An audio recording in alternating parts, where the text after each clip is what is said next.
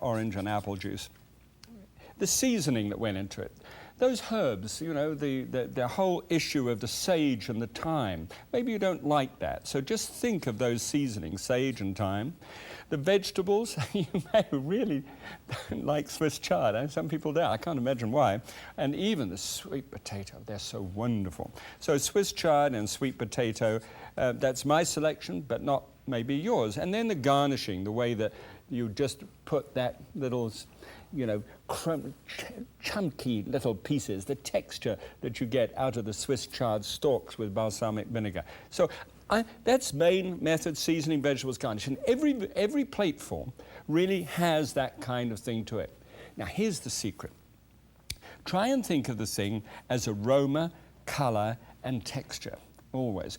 Aroma, the things like the herbs that come off the plate and fill your nose full of the marvels of food. And colour, do you remember how wonderful that colour is? They're so dull when they're candied. The candied yams, they're not yams but sweet potatoes, they're so dull and brown, but these were so vivid and orange. So just think of that from the sweet potato point of view. Or another vegetable which has loads of colour to it. And then texture.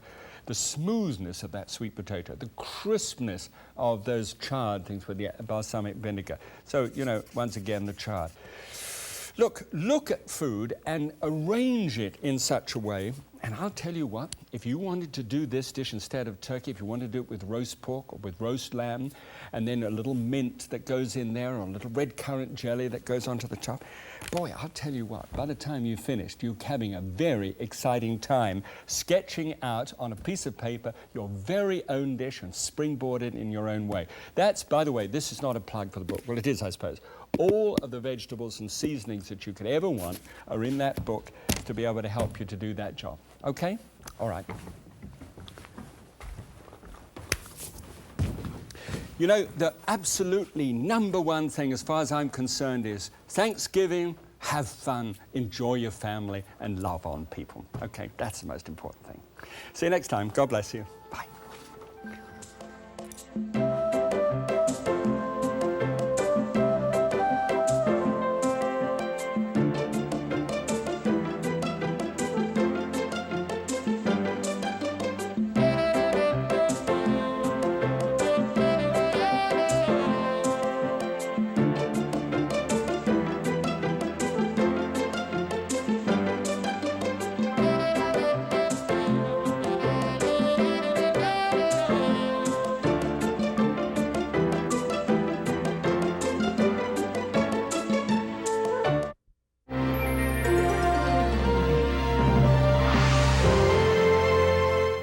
Welcome to Graham Kerr's Kitchen. It's really two programs in one. This is a series that appeals to your creative side. Food that is sumptuous stuff. How could that be? This is a program about people who want to eat healthy and reduce calories. Actually, it's about food with an aromatic quality that fills the nose. Oh, sure. But it's also about keeping my arteries clean by reducing fat. But it doesn't mean a thing if the food isn't rich and colorful. Maximize the flavor. Okay, but I must have healthy food that I can cook in minutes. I must minimize the risk. So welcome to Graham Kerr's Kitchen, where we get our heads together just for you.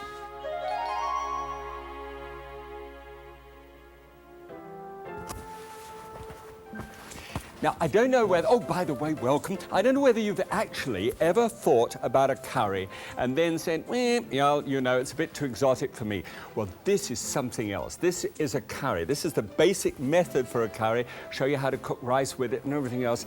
And please hang in there with me, because there are some fabulous ideas in this program, okay? It's going to look really quite good on a plate, and it could be served hot or cold depending upon the time of the year, but this time of year just great for a nice hot dish. A turban of rice around the outside with little flecks of green in it. The green's going to be pistachio nuts. I mean, this is going to be the latest sort of yuppie thing, or at least they did have those, and we're bringing them back again. And little flecks of parsley, you know, through it as well as a garnish. Large amount of yellow in the thing, with the pieces of banana and the fresh fruit that are going to this. So this is a fresh fruit curry.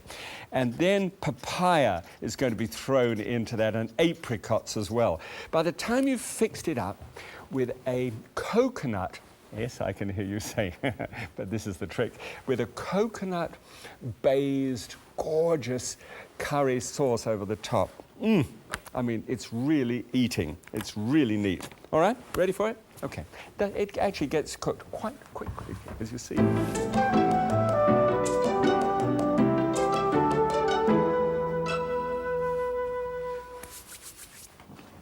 Very first thing that I want to do is the rice, and to get the rice done quickly and easily. Look, I tell you what, I have used a long grain rice for years, but the whole concept of a curry is not the way it is with Chinese food. In the Chinese foods, their whole point is to get chopsticks and get a lump of rice up on a chopstick like this and eat it. But in this case, it should be separate, fluffy, grainy, and completely separated. And this way always works. It's really a simple concept. You rinse the rice first of all, because rice, when it shakes up in a box together with itself, sort of rubs up a little rice flour in between, and that rice flour can clog rice together. So you rinse that off.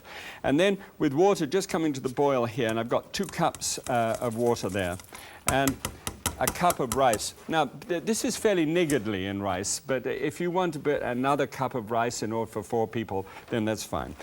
Just, you know, the calories to go up, but the fat doesn't. Then just a little bit of salt. You'll need about 1/4 of a teaspoonful of salt in there, 1/8 to 1/4. And it should start to boil almost immediately. I'll just shove the lid on that just to help it. And then you time it. From the moment it starts to boil, you just time it for 10 minutes, okay? And in 10 minutes' time, you're doing well. All right, so that's going well. Now, next thing is this shallot business. Oh, I'll tell you what. One other thing, whilst I'm down this end, I just popped this on just before we started. You see, if you look in here, there are pieces of fruit, and they're bubbling away in the curry sauce. And I'm going to show you how to do all of that. But I just wanted you to know that that is going through 18 minutes of cooking time, and it'll be ready just at the right moment. Okay, here's the shallot. The shallot has a little brown skin, and when you peel the brown skin back, it has a purple underlying skin underneath that. And so this is what it looks like when you've actually peeled it. Neat thing. By the way, when it starts to boil, you can take the lid off that, so that's doing fine. Now here, I just want to cut the shallot into fine pieces. The thing about shallot is if you are short, you'll really know that you're chopping something. If you're right down on top of it, it is really teary stuff. This is the stuff they give to Tom Cruise when you get close-ups on him. This is when people need to tear up a little, you'll really notice it. Now, if it really affects you badly, stick it in the deep freeze for just 10 minutes before you start to chop it. And that just fixes the oils enough to be able to stay out of your eyes. 1/2 teaspoonful, and when you see the fat content of this, I mean, this is like a joke. Just 1/2 teaspoonful. I put just that 1/2 teaspoon in so that to take some of these oils, you see how it's frying there down in the bottom there? To take the oils of the shallot and break those open. It's just not right unless you put it all in. Now, I've got another 3 shallots here, about 1/4 pound of shallots. And the reason why shallots are not onions, because it's got a more refined flavor, and we're looking for refinement here because of the fruit. It's not like with beef, you know, it could be stronger. You need to have this lighter. So, just turn that around. One of the things when you're going to do a curry such as this, ginger. It's just fabulous. And I don't know whether you've been popping in to get a root of ginger. This is what a root of ginger looks like. But I get this, and then use the fine holes on an ordinary grater. There are some fancy graters, and there are good reason for that. If you're going to cook it or cut it or grate it a little bit ahead of time, you can get a rather nasty tainting from some kinds of metals, and so they have china ones, and it's a nice thought, but it's not absolutely necessary. I want a tablespoonful of that, and this is about a tablespoonful here. I measure that and just make sure of it. There you go. Yes, that's seems to be about a tablespoonful, and pop that down on top with the shallots. And then breathe in. If you've got any sinus problems, this will do away with them. Almost. It gets even better than this. So just pull that back slightly from the heat like this and just start it. Now, I keep the grated ginger root by taking a little fine slice off the top like that, making sure that it's nice and flat and not sort of serrated. And then keep that in a brown paper bag and put that in the fridge. If you wrap it up like this, it really stays instead of get shriveled up. You probably know what they're like when they get shriveled. Looks like me in a bath. Okay, so that's doing well. Now, on top of that, now the ingredients for the curry. We have here, I'll go from this end, poppy seed. And now, please understand me when I say this. Hi. If you want to go ahead with curry powder, go ahead. All right. I don't want you to hold back on that. But this is the ingredients I put together because I wanted to make my own curry powder. And if you want that kind of thing in your life and want, you know, then go for it. Okay. Poppy seed, cloves, cayenne pepper. That's a cayenne chili. Mace, ginger, ground, bay leaf, cardamom seeds, coriander, white pepper for more heat, fenugreek for wonderful flavor, and turmeric for the color. Okay? So I put all of those into this coffee mill here, and just, as I've said it to you before, I know, but you make terrific coffee next time after you use this thing. And just whiz it round, whiz it together. And when you actually listen to it going round, and when it starts going tinkle, tinkle, tinkle, like this, then all the pieces have been beaten up. It's a wonderful machine. And then if you see any little pieces of grit still there, you could put it into a pestle and mortar. You see what I mean? I could just see you saying, oh, he's got to be kidding, by the time that I've got through all of these different spices. But, oh, if you get turned on to curry, then you'll need one of these things to be able to get it fine and powdery, so that when you serve the curry, it isn't so gritty between your teeth. There's nothing worse than gritty curry. All right, take the curry powder then, freshly ground. This is full of the bouquets which you get from it. Oh. And then you say, ooh, just imagine. Now, what I'd like to ask you to do is imagine with me 5 minutes of that cooking together and warming together. After 5 minutes, then you put the apricots into the top. Now, these are dried apricots. They haven't been soaked at all. They're just straight dried apricots. Half a cup of that, and 6 tablespoons full of raisins. If you like those kind of things, already you're with me, right? So stir that together over that basic curry warmth that has been created, and the spices haven't been given a chance to be able to break out of themselves. And then, in this case, now you could add water if you like, or you could add a vegetable stock if you want to. But for me, I'm adding 2 full cupfuls of de-alcoholized wine. Now, this happens to be based on a Gewürztraminer grape, which is a wonderful grape. It's a very smooth, warm, kind of sweet grape, and it makes a wonderful combination. So I tell you what, you know, you could use grape juice instead. That would go fine. All right. I'm not much into this alternative business, but these things could be done because I don't want you to miss out on it. So you then start cooking that up, and that's the stage at which you're going to add some rice a little later on. Let me say, not rice, but the fruit. Okay. I think I'm cheating a little bit. That was actually 1.5 minutes short, but just in case you're keeping time. Now, take the water and pour the water and say, oh, he's putting it all down the sink. Not actually, I've got a colander in the sink there. And then just get a little, I keep on forgetting, I've got one of those fancy things that measures it all for you and tells you when to do it. Put a little water in the bottom, about 1 inch of water. Take the rice, pot it on the top, and put the lid then on the top of that. I see how dead easy that is. 10 minutes at the boil, and now about 5 minutes at the steam, and it'll be ready, okay? So whilst it's steaming off there, let's go to the supermarket, have a look and see what incredible antics we could get up to there. Over to you. All right, thank you, Graham. Now, when you're in the produce department and round about where the best fruit is. Make these kind of decisions in the back of your mind about this one. The things you like. Try and put together something with sweetness and a little acidity as well. How's that? This is an example. Get a pineapple. Now this is a lovely pineapple. See how golden that is? If you squeeze it just gently, don't let the produce manager see you do this. Squeeze it gently there and just take out one of these aerobic exercise. Oh well, you know, it is a beautiful one actually. And you should be able to pluck out quite easily one of the top knots here in order to be able to check its ripeness. Okay, give it a smell too. It should smell very fruity. Now, put that together with a nice looking mango. Nice good color there, nice gentle touch and press. Here's a nice almost blemish free. You always get some blemishes with a papaya, but this is a beautiful looking one. So that one I think would go very nicely together. Perhaps also, since I'm right here, a Granny Smith apple. These are crisp and seem to do much better. With a banana, some figs, maybe some raisins, certainly with pear. That's a very simple cluster, and it's quite a low-cost one.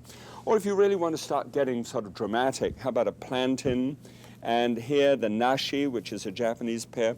Rock melon, maybe some dates with that as well. Can you get the general idea? Okay, now we need to spice it.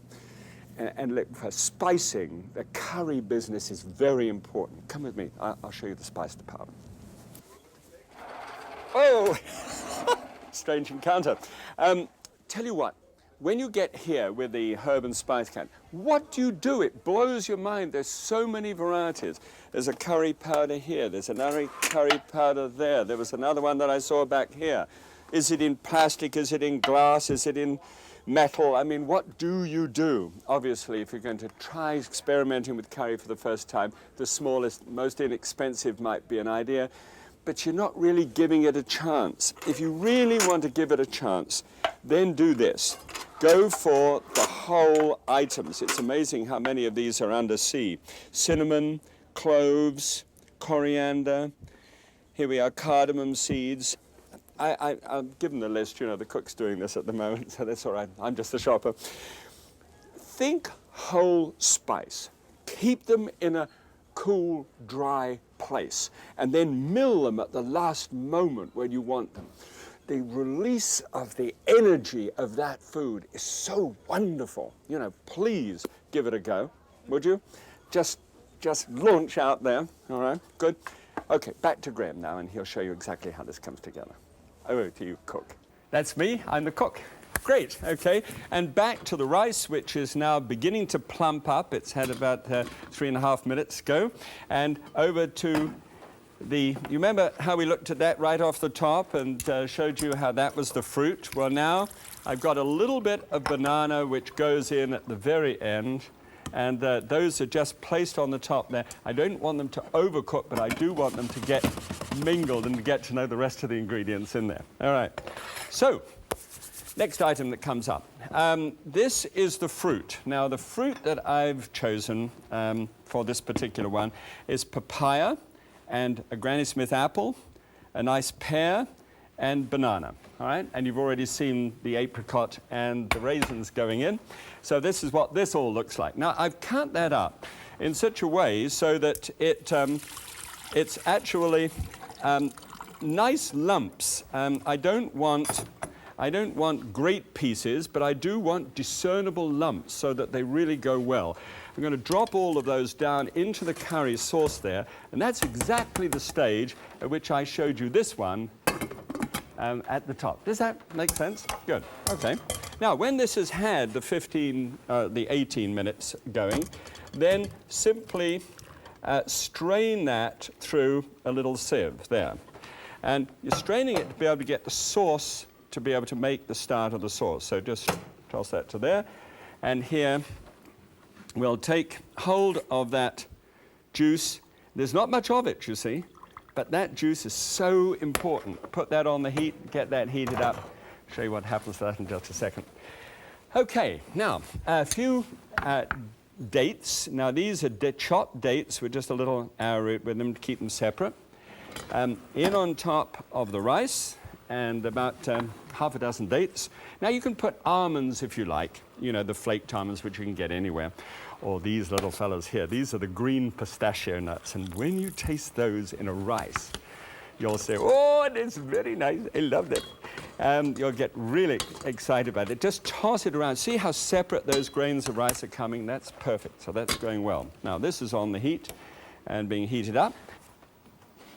Now let's have a look at the cornstarch. I'm using cornstarch here rather than arrowroot because obviously this is with a dairy product, and whenever you use dairy product, cornstarch is much better than arrowroot, but the reverse is true for arrowroot when you not have dairy product present. Okay, so that's mixed down. There's a tablespoonful there with just a little bit of that wine, and just pour that, about half of it. I don't want to make it too gloppy, but you'll see how it all sort of gets together. And then just raise the heat underneath that and always cook out the flavor of cornstarch. Cornstarch is not like arrowroot because it's got that little bit of a sort of cloaking business. Now, here is, get this out of the way. Here is 6 tablespoons full of strained yogurt. That's yogurt which has been set up overnight in a little strainer over paper, and it becomes really quite concentrated, non-fat yogurt. Okay, now, 1/4 teaspoonful of a coconut extract. And please, I make a plea with you people who make extract. Get it on the market for us as regular consumers. Bakers have got pure coconut extract, but we have to put up with imitation stuff.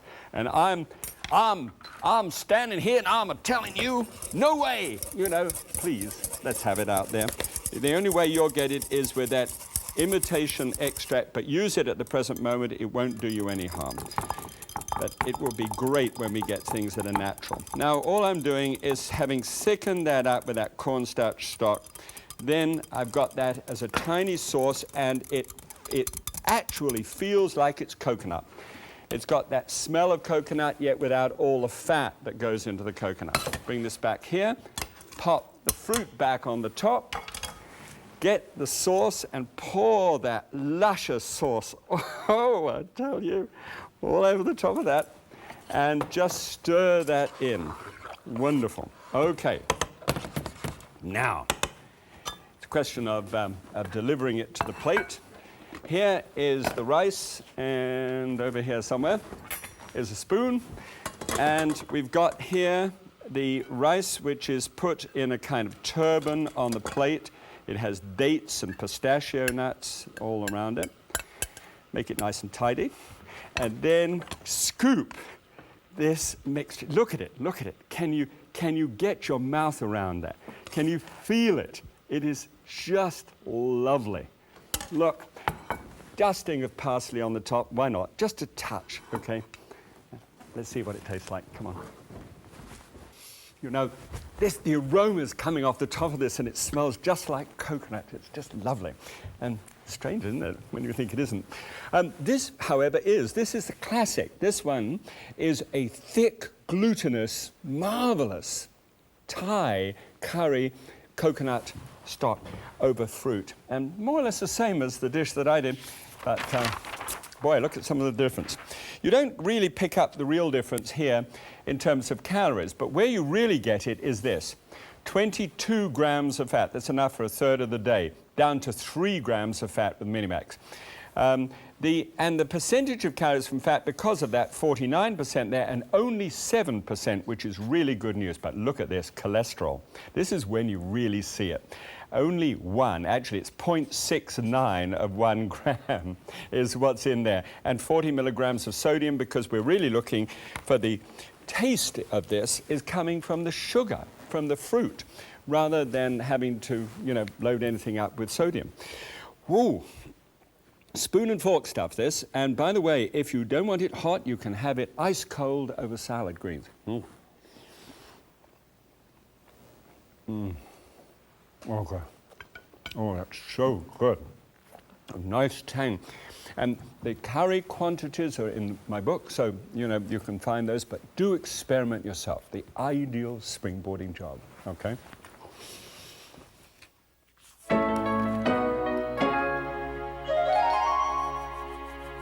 Now, once again, when it comes to springboarding, because I really want to get you guys into this one, because the more you create within your own boundaries, especially using herbs and liquids and other ingredients which bring out flavors, I know the more excited you're going to get with food and the more excited your family's going to get as well. Okay, this looks a bit complicated, but I hope I can make it clear.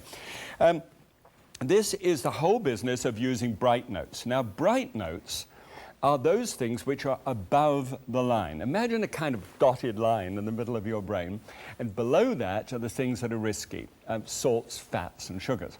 But above that are things that aren't risky at all. They just have wonderful flavors and exciting things that you can do. Some, you know, the essence of the coconut rather than the coconut fat would be a good example.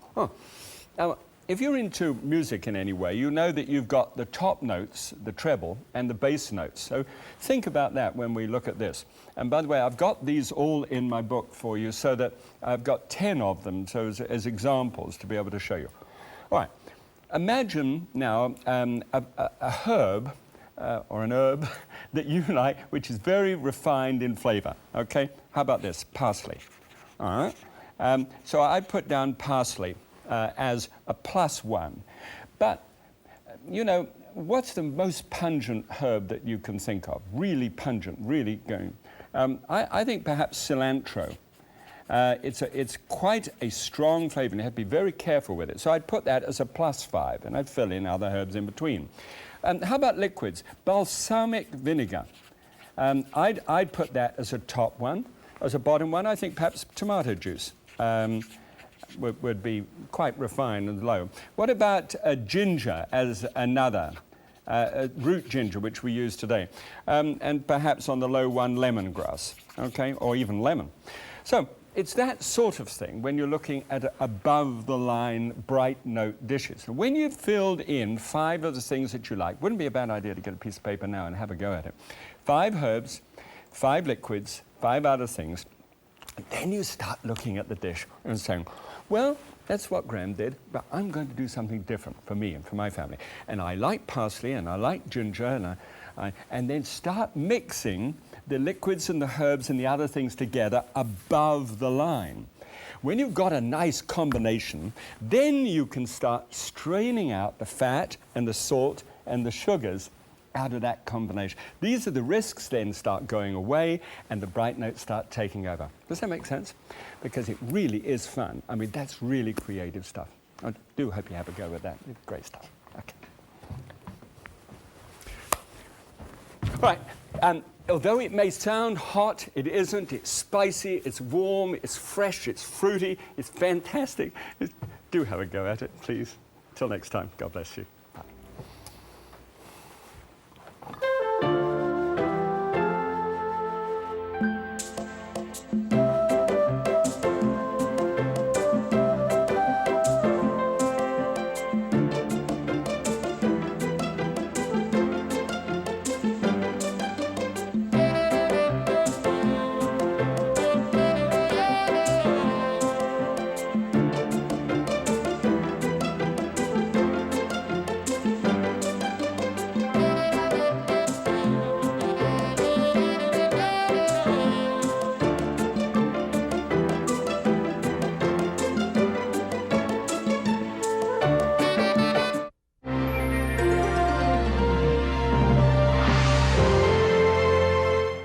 Welcome to Graham Kerr's Kitchen. It's really 2 programs in 1. This is a series that appeals to your creative side. Food that is sumptuous stuff. How could that be? This is a program about people who want to eat healthy and reduce calories. Actually, it's about food with an aromatic quality that fills the nose. Oh, sure. But it's also about keeping my arteries clean by reducing fat. But it doesn't mean a thing if the food isn't rich and colorful. Maximize the flavor. Okay, but I must have healthy food that I can cook in minutes. I must minimize the risk. So welcome to Graham Kerr's Kitchen, where we get our heads together just for you.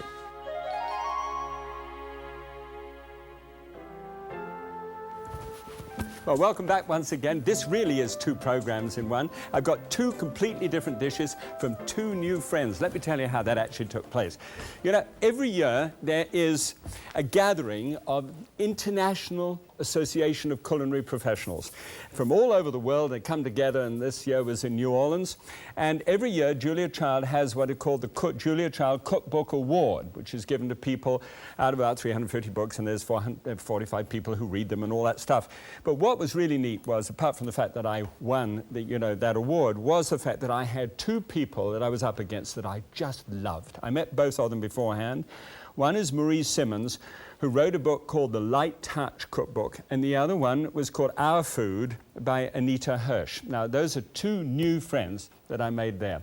You know, what's really neat about a really good professional body, which this IACP is, if you compete with the idea of putting another one down, then everybody loses. But there's a competition that goes on there where everybody sort of collides and actually gains out of the competition because there's such good relationships. And so I just thought it would be really neat if you got to meet their food through me today, you know, because I really want to honor them with terrific competitors in the nicest possible way. Okay, ready for it? Come and have a look.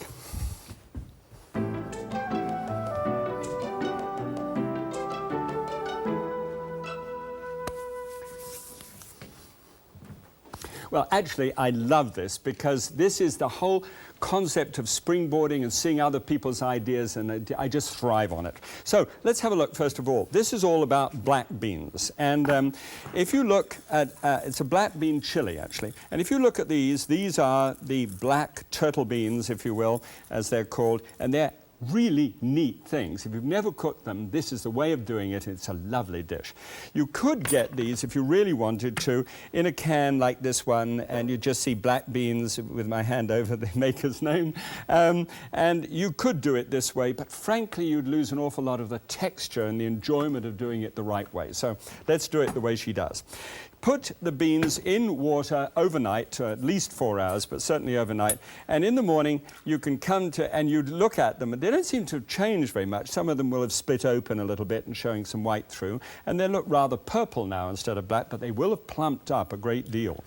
And this makes it possible to cook these a lot quicker than normal. Okay, so with this, you then take the juice, doesn't need to be saved for any reason at all. So just turn that out and just let those sort of drain for a moment there. We'll get to that in a second. First thing is that Marie uses just a little bit more oil than I do, and I tell you there's a reason for it, and that is that there's a lot of vegetables that get into this one. So using 1 tablespoonful of oil, popping it down a preheated pan so it's nice and hot, and we'll start into this, a medium-sized onion, and just simply throw a knife through there and chop that up. This is going to cook for about 2 hours altogether. And so by that time, any irregularity in terms of the size of the piece of onion is going to really go away. But you don't want hunks and little bits and everything else. Just try and make it as neat as you can.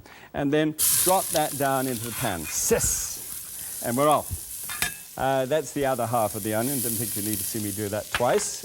Green pepper, just pop that in, and that's half a cup of green pepper and a cup of carrots. All right, so those are all in and starting to go. 3 cloves of garlic, and moderate-sized cloves of garlic. Line them up like that. Give them a little belt, and it's kind of a fun way of doing it, and you don't have to struggle with getting things out of a garlic press. Just put it around. Again, that will melt out during the cooking process, and throw that in. Now, I never put the garlic in first unless it's for a stir fry, for the simple reason that if it hits the bottom, it can toast rather quickly and scorch, and there's nothing quite so bad as the smell of scorched garlic. So that is coming up beautifully now, and that's a sort of an aromatic bed for those vegetables. All right, now for the chili side of it, which is actually hot. Isn't it strange that that should be? My father used to say, it's chilly in Peru, which of course it isn't, but I mean, it was just one of his things. We've got a couple of tablespoons full here of chili powder. I mean, you can imagine this is really giving this a bit of a zap, you know. Chili powder usually clogs up at the bottom somewhere, down line somewhere. Well, at least it proves that the manufacturer's got a good volume in it. There we go. 2 full tablespoons full. And on top of that, and I asked Marie this question, why then do you put on 2 teaspoonfuls of cumin seed? Because isn't chili powder a mixture of cumin seed and cayenne pepper?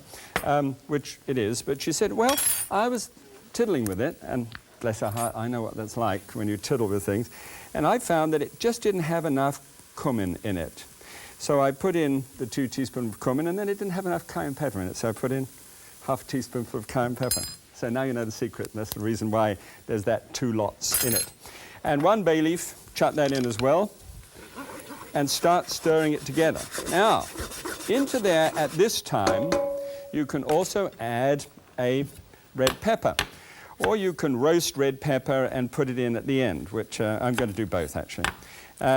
Just simply stack them. I don't know if you've ever tried to take a pepper and chop it and find out that you are chopping it on the glossy side, you know, on the outside skin. If you do that, the chances are you could run the knife blade off it rather badly.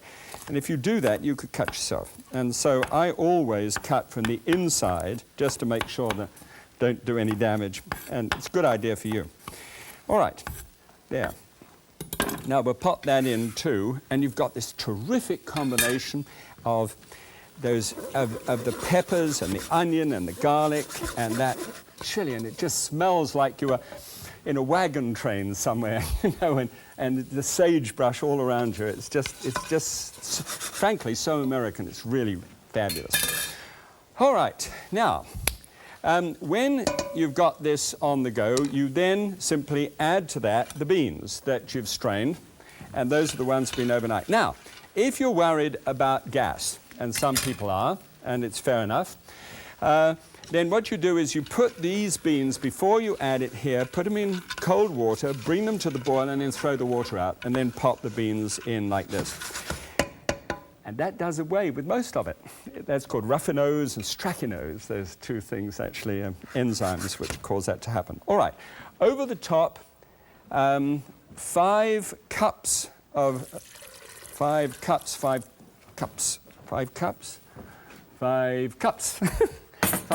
of cold water in on the top. Put the lid on the top of there, and put the lid on top of there. Have you ever been to the state fairs and they do that with the piano at the top? And here is the one that has been cooked just for 60 minutes. Now you could say at that stage, uh-oh, it doesn't look so good. I mean, where's the black gone? And that's true, the black does go away at that stage. But at this point in time, after 60 minutes, that's not after the show's been on the air, but after it's been on for 60 minutes, you then take 4 Roma tomatoes, you see, and you chop them up in nice squares and pop it in there. Why, I can hear you say, and 1 teaspoonful of salt, by the way, why, I hear you say, do you wait and not put the tomatoes in with everything else? Well, if you did, there's something about the tomato and the acidity in the tomato and the salt that I'm adding now, which would stop those beans from being as tender as they are. In fact, you can almost cook them forever before they go tender. So it is a brilliantly accurate way that Marie handles beans in this way. So cook it for 1 hour, then pop these in and cook it for another 40 minutes, at which stage, isn't this terrific? It looks like this. Now this is a lot happier. Do you see how it looks now? It's glossy and deep colored. Doesn't that look wonderful? But that's not the end of it, because what she then does is freshen it up with zucchini yellow and green, finely chopped, well, 1/4 inch cubes, and just drop those in, one of those items of vegetable each, and a 1/2 cup of sweet corn, and dump that in too. Right? Now stir that in just 10 minutes before you're going to actually do the dish. Stir it all up together, and that's almost done. Gosh, look, I mean, you want to dive into it right now. It's great. So, put the lid on that one, on the lid off that one, and put it, oh, it doesn't matter. And should be done. Let me show you the numbers on this one. Come through here. Actually, the numbers should be really good. It had that tablespoonful of oil, but just have a look at this. It goes down to 307 calories, which is really low for a chili. Look at that fat. There's only 3 grams of fat in the whole dish per serving. 59 of carbohydrate, and of course that's high because of the beans. 9% of calories from fat. I mean, that's terrific. And look at this, first prize. 0 cholesterol, and sodium in at 492, which is fine. Okay, now that's really a great combination. But what about Anita's? I'm going to hide those from you for a moment. This is a great dish. Okay, ready for some turkey balls done in a traditional fashion of a Jewish family? Okay, come and have a look.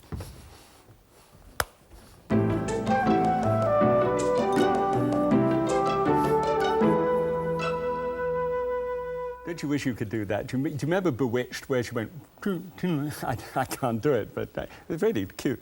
And then the whole kitchen was cleaned up. Well, look at this. It's all set up for Anita's dish.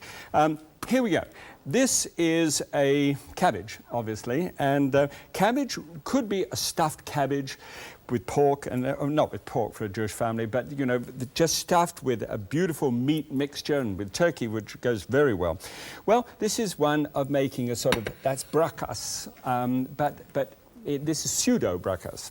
Now, here is a dish which is done first of all by taking some onion, and you know, this is an interesting thing. If you've got a food processor, you know, sometimes I wonder.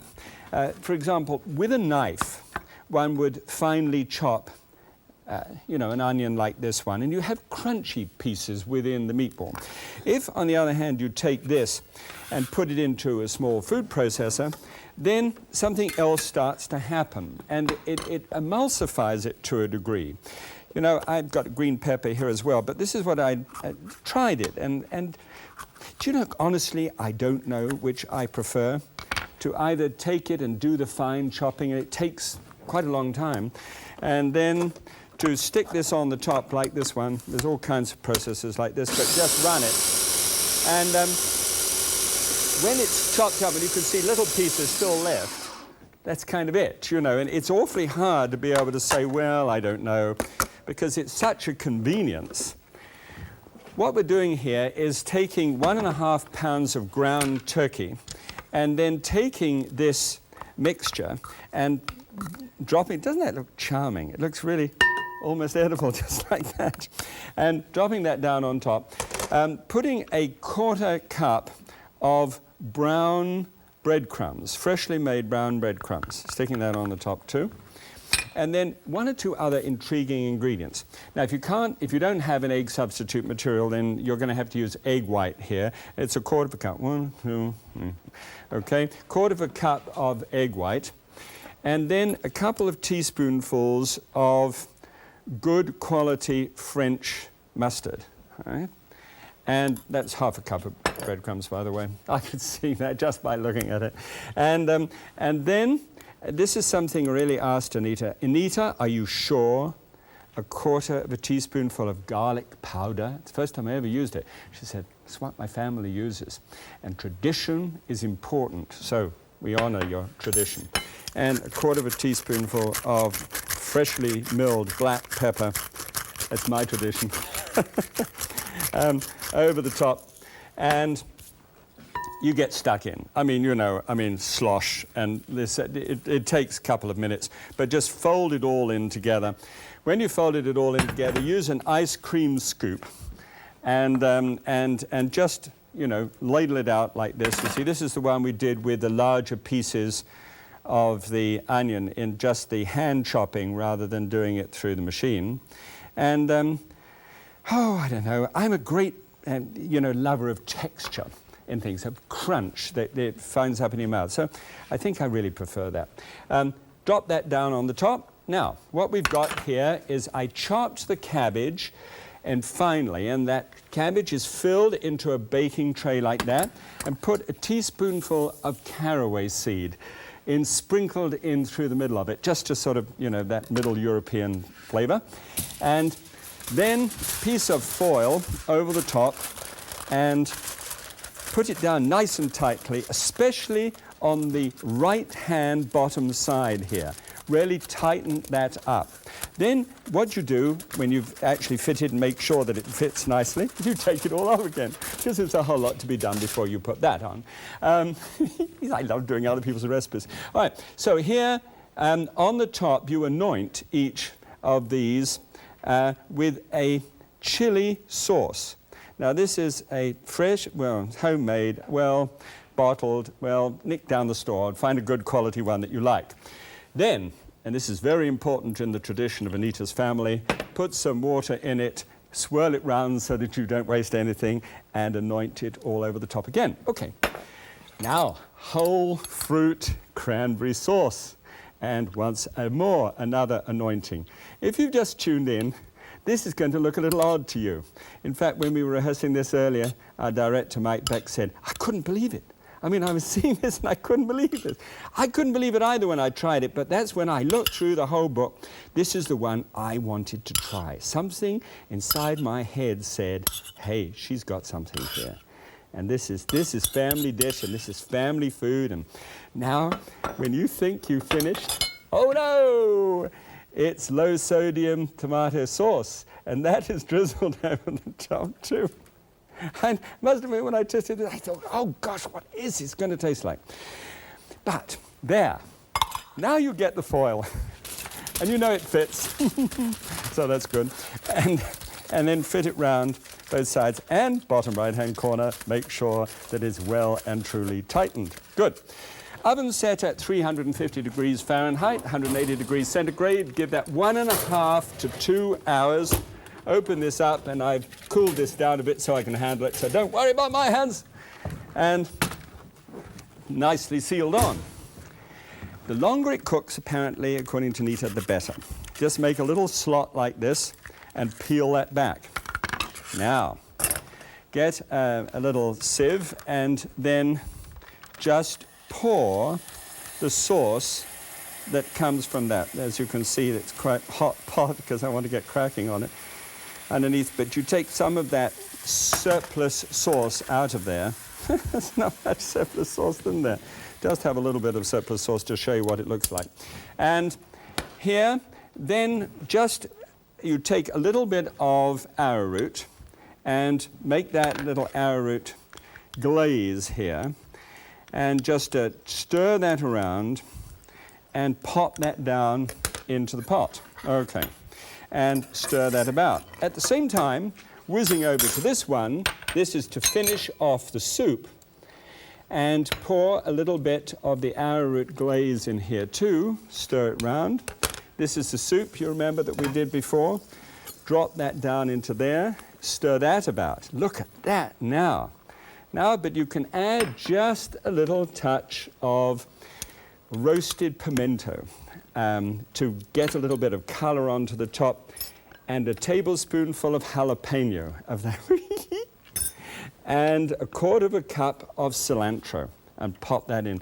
And now look at the colors, they're absolutely radiant. All right, so pull this back and look at that. Look what it looks like. Isn't that a feast? And you get 3 of those each. More magic? Okay, I'll show you what this looks like just in 1 second. Look at that, magic, 2 in 1 show. Okay, those are the turkey balls on this side with a little horseradish and nicely glazed and glistening. And here is the black bean chili with saffron rice on the side. It just looks terrific. Okay, come through. Oh, smell gorgeous. Look at that. Look at those beautiful colors and everything great. Okay, let's have a look, first of all, at Anita's numbers. 294 calories, that's good total calories. 5 grams of fat, which is absolutely fabulous, which translates into 15% of calories from fat. Cholesterol's just 1/3 of the day, so that's 109.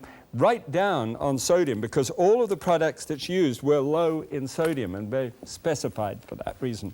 Okay, I'm just a little bit of this first of all. Look how glossy that is. Oh, I like the way that cilantro works in that. And that jalapeno, it gets you just about here.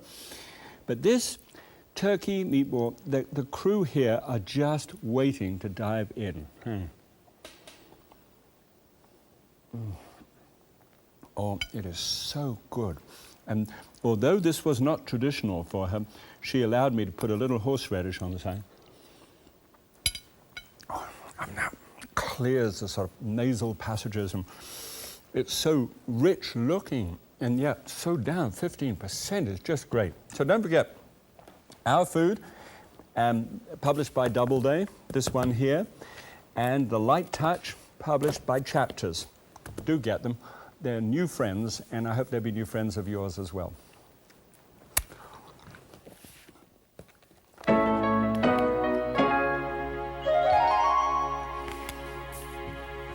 You know, it's really special for me to be able to be involved with fellow professionals. And of course, I especially like being involved in the restaurant business because that's where I was brought up. You know, so I was 8 years of age when I went back in with my dad took me through to the chef in the kitchen and said, "Here, do something with him." Thank goodness he didn't put a lemon in my mouth and roast me. What he did, he started to teach me to cook, and I enjoyed being amongst professional chefs all my life. Now, just recently, we've been saying something with the National Restaurant Association in the United States.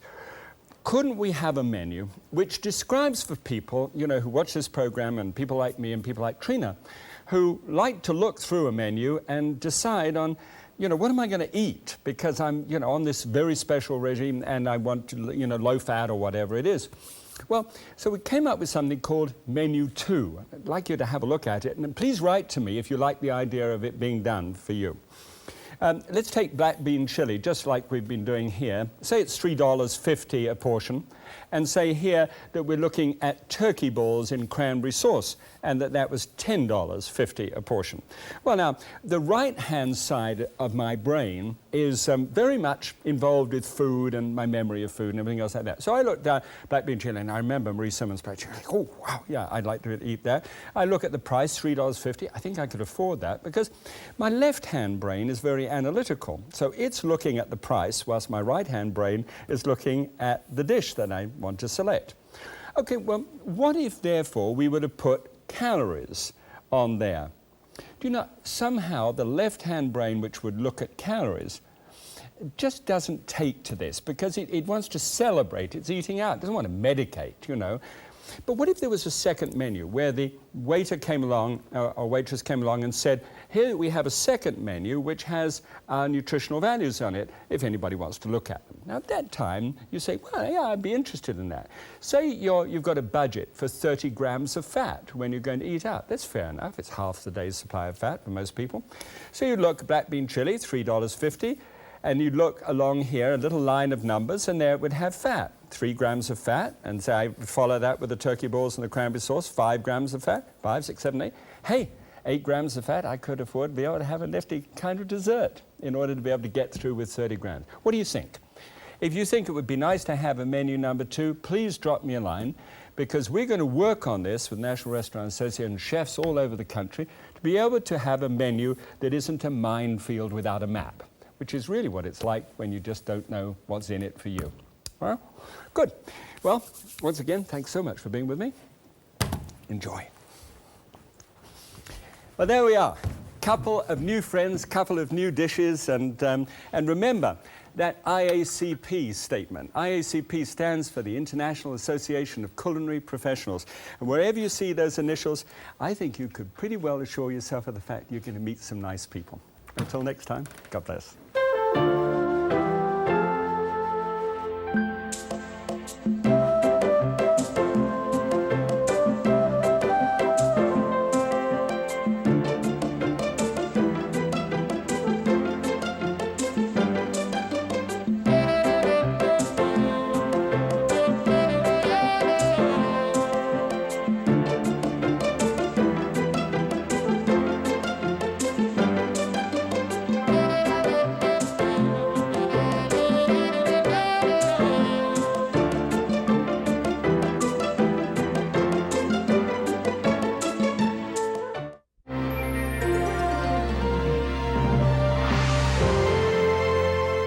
Welcome to Graham Kerr's Kitchen. It's really 2 programs in 1.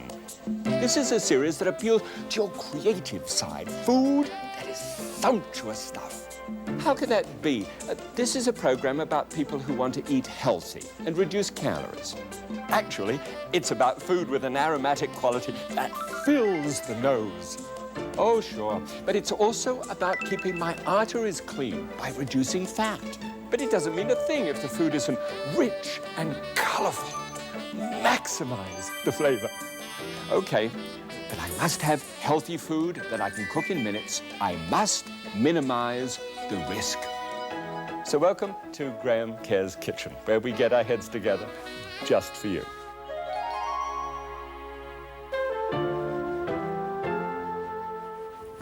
Well, welcome back once again. And if you've only tuned in for the first time, welcome anyway. Look, tell you what we do on this program is we look at a basic method of cooking, this time how to broil fish, and achieve a remarkable presentation in some way. And this is truly remarkable because this is something that I experienced in a restaurant in Toronto, some years ago now, and it was so neat that I thought I can hardly wait to get home and have a look at it. What they did, they had this broiled fish, and it's a little hard to be able to show you what broiled fish looks like, but the skin was kind of crispy, and over the top of it they had one of those sun-dried tomato things. But I thought to myself, I just recently had a glaze with some lime marmalade over the top of it. It was kind of sweet, but it had a sour tinge to it, and it was wonderful. So I thought that would be neat. And then this was all put over whipped potatoes underneath there and greens all the way around, tossed in a great vinaigrette. And I thought, boy, talk about textures. The textures in that were remarkable. So came back home and had a go at it. You interested? Come along, I'll show you how it's done.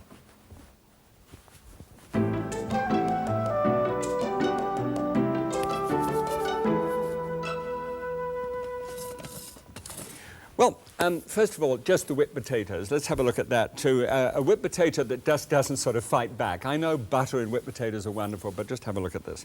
Russet potato, first of all, there are waxy potatoes and there are dry and fluffy potatoes. And this doesn't look dry and fluffy, but it will be by the time it's cooked. You can bake that. We need enough potato, by the way. If you weigh that, that's about 10 ounces. You need a couple of those to be able to do this dish. You can bake it and then dig it out and do that. Or you can just chop them up as normal as you would do in potatoes, and then cook them for about 15-20 minutes. And after 15 or 20 minutes, you then put them in, strain the water off them, and then put them back in the pot and put a towel over the top, just an ordinary terry towel, like this clean one. Just drop it down over the top, very low heat, and just let them steam. Now, when it does that, you'll see that it picks up in a marvelously, it's almost as if it's been snowing on top of them. They're so dry, instead of being waterlogged. Waterlogged, they don't make good mashed potatoes. Now, this is called a ricer, and it's just got a number of little holes in here, and so you press it through. If you want good whipped potatoes rather than bits of lumps on them, then this is a good way of doing it. All right, good. Now, a little bit of seasoning here. About 1/8 of a teaspoonful of black pepper. Now, it can be white pepper, but, this is becoming all the rage nowadays, this black pepper. You know what the difference is. It's really just, white pepper is really black pepper with the overcoat taken off, and it's just a little less spicy, I suppose, although it can be hotter. This 1/8 teaspoonful of salt, and big thing, but just between you and me, if you really like salt and you're finding it very hard, a 1/8, just boost it up a little bit, just a little bit at a time until you get it right for your taste. There's no point in going through agony and not liking it. A little bit of nutmeg, always in whipped potatoes. Rather large amount of nutmeg. If you've got a taste for whipped potatoes and a taste for the butter that normally goes with it, just try a little dab of nutmeg on top. It's really good. 2% milk, and I can smell that nutmeg now, and it's just a wonderful addition. Just pop that in, and just slosh a little bit in at a time. You may not need the full cup, but there is a full cup in the recipe. But in this case, I'm going to put this into a piping bag to be able to make it look kind of decorative. But if you don't want to do that and just leave it, add just a bit more milk and put it into a double boiler, and you can spoon it on top of the greens rather than have to pipe it. But I want to show you how to do it. So almost up to that level. Whip it in, and now, it's just every now and again you can do something which has got a little bit of style to it, and you want to show, not show off, just say to somebody that you're cooking